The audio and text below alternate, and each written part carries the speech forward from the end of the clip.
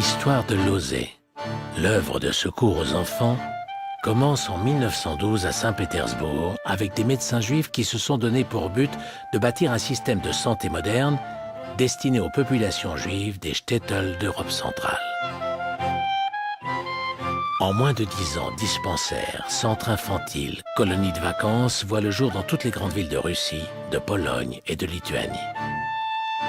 Ces médecins sans frontières avant l'heure s'installent à Paris en 1933, après avoir été chassés par le régime soviétique et rejetés de Berlin par les nazis. Face à Hitler, ils vont passer de l'assistance à la résistance et transformer Losay en la plus importante organisation de sauvetage des enfants juifs en France. À grande cause, grand homme. Et Albert Einstein met tout le poids de son renom dans la balance pour collecter des fonds pour Losay.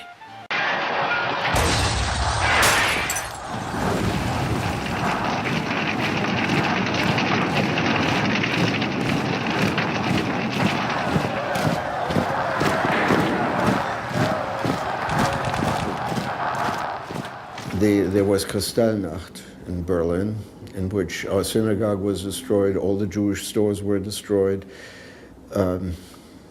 all Jewish institutions were destroyed, and the stores were looted, smashed and looted.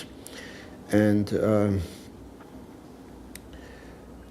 a few days later, I was expelled from school. My mother and my brother were arrested by the German police in our apartment in Berlin, and my mother and I were left by ourselves. So my mother really tried very hard to find some way to save me, and she made a very, very courageous decision. She put me on the list for children to be taken on the Kindertransport to some other countries. My Kindertransport went to France. Des cendres de la nuit de cristal échouent 350 enfants, que Losay accueille dans 4 maisons d'enfants de la région parisienne. En 1939, Losay, dont le personnel est rompu à combattre la maladie, la misère et l'antisémitisme, est la seule œuvre initiée à la prise en charge de ces jeunes exilés. Ces enfants sont arrivés seuls, ils n'ont pas de nouvelles de leurs parents. Il faut leur apprendre le français, leur redonner un minimum de confiance dans la vie. Sauf que la guerre éclate.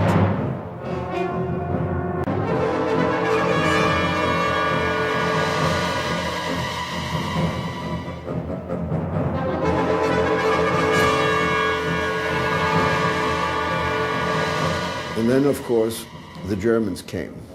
Inside the chateau, we found Germans occupying it, which presented a very big problem for us German Jews. There were 40 boys of us. We were in the same place. So the first thing we said to ourselves, not a word of German, only French. La France vaincue et occupée en juin 1940, ces adolescents allemands, autrichiens mais d'abord juifs, sont de nouveau à portée de griffes de leurs persécuteurs.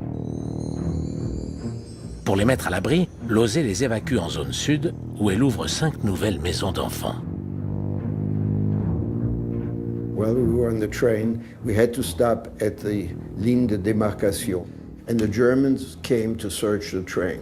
I was absolutely terrified. Exposition Le Juif et la France. Au pied de la gigantesque statue La France nouvelle se dégageant de l'emprise juive, le capitaine Sézille prononce le discours d'inauguration. À partir du 3 octobre 1940, Vichy déclare la guerre aux Juifs. Exclusion de la vie publique, interdiction professionnelle, création du fichier juif, confiscation de tous les biens. En quelques mois, les Juifs sont réduits à la mendicité. Les organisations d'aide et d'assistance juive, comme Losay, doivent à leur tour disparaître ou se fondre dans l'Union générale israélite de France, l'UGIF, désormais seul organisme juif accepté par les autorités.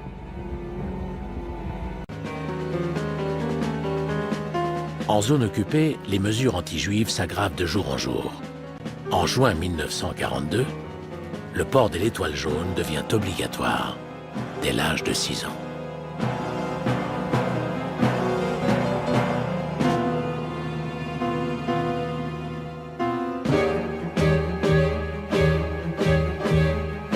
Que peut-on faire de pire que de marquer des enfants? Les nazis ont déjà la réponse. La France se couvre de camps d'internement aussi bien en zone occupée qu'en zone libre. Les Juifs arrêtés en région parisienne sont d'abord regroupés à Pithiviers, à Beaune-la-Rolande, antichambre du camp de Drancy d'où partiront les premiers convois de déportation. En zone sud, nommée zone libre, Gurs et Rivesaltes sont les deux camps les plus importants au milieu d'une myriade de satellites.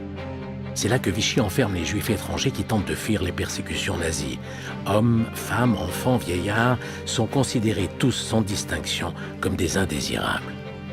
Losey va franchir ses barbelés pour en arracher les enfants. Vous pouvez imaginer ce que ça coûte aux parents de signer sur un papier l'abandon, des papiers officiels où ils doivent signer qu'ils abandonnent leur enfant. Les uns l'ont fait, les autres pas, mais on savait que c'était quand même la seule façon de sauver au moins les enfants. Donc maman m'a abandonnée. Mais enfin, je savais ce que ça coûtait et pour quelle raison c'était. Il y a plusieurs moyens de soustraire les enfants des camps, certains moins légaux que d'autres.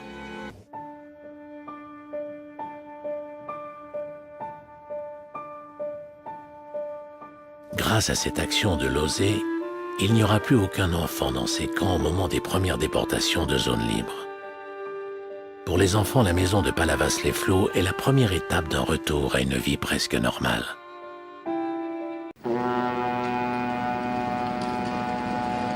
Autre porte de sortie vers la liberté, l'Amérique.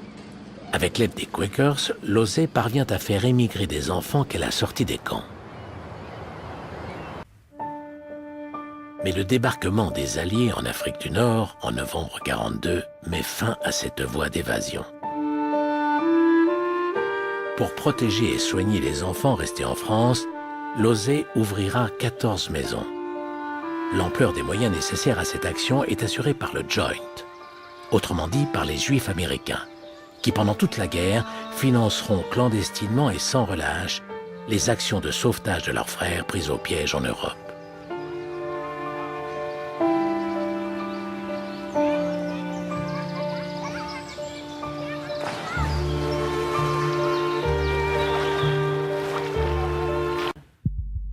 Cette transparence est d'autant plus dangereuse que Heydrich est à Paris pour négocier la mise en route de la solution finale avec Bousquet, le chef de la police française.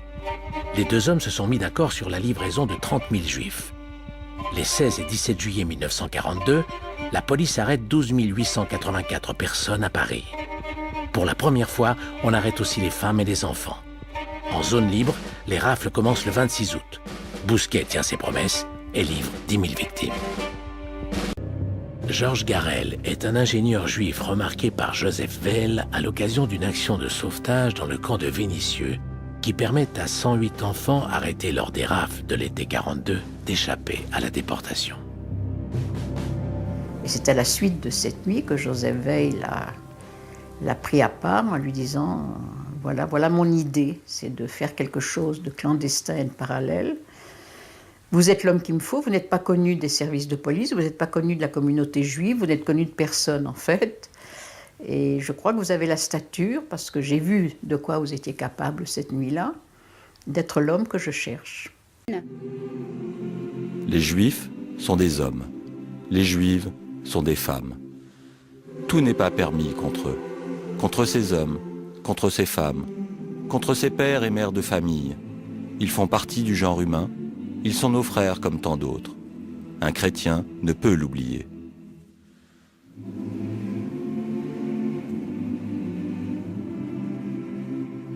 Cette réprobation de l'Église conforte et amplifie le retournement de l'opinion publique, choquée par le spectacle de l'arrestation des enfants.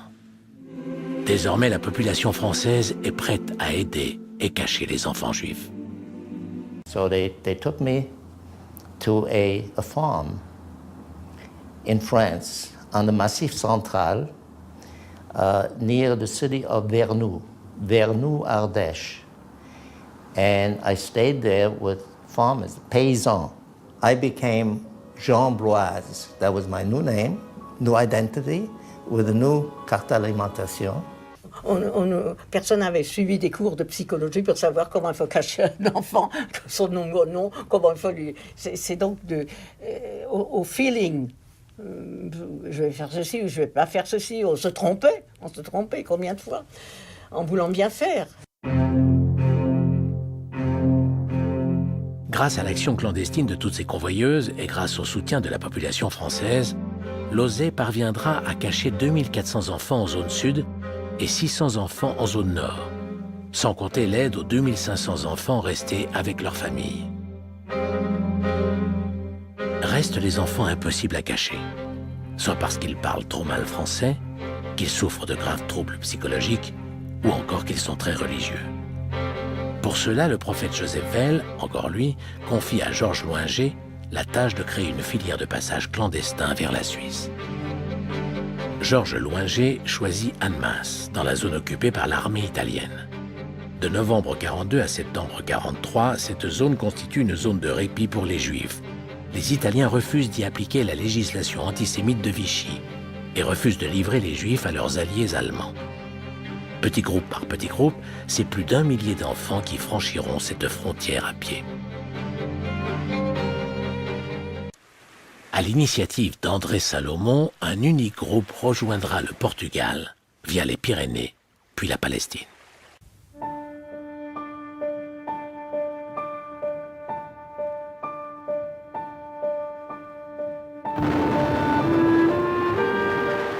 La libération tant attendue arrive enfin. À l'heure des bilans, on dénombre 11 400 enfants déportés depuis la France.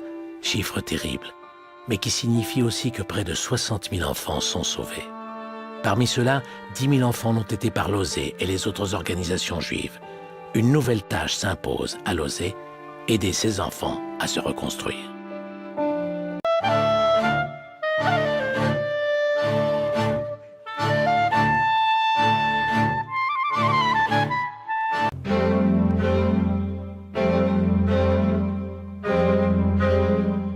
Je dois ma vie à l'OSER.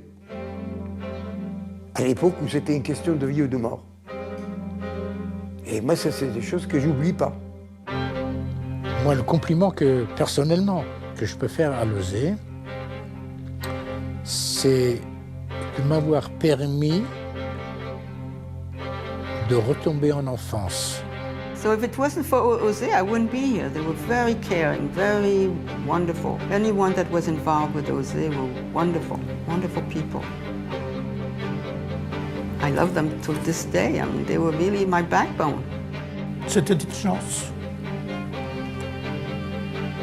L'OSER nous a offert une chance.